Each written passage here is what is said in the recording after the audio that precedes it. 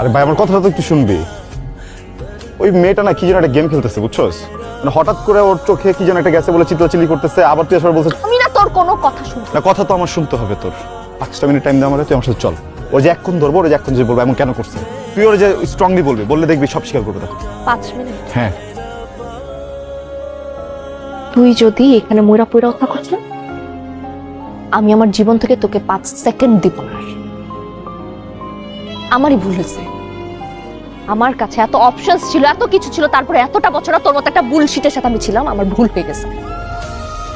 You know what, যা হয়েছে খুব ভালো হয়েছে, খুব ভালো হয়েছে। তুই ওই মেয়ের সাথে থাক, আমি এখন থেকে কার সাথে থাকবো না থাকবো, আমি কার সাথে ডেটিং এ যাবো, কার সাথে লং ড্রাইভে যাবো, এটা পুরোটাই এখন আমার পার্সোনাল ব্যাপার। আমি আজকের পর থেকে সিঙ্গেল। বুঝা গেছে কথা? তুই যা এখান থেকে।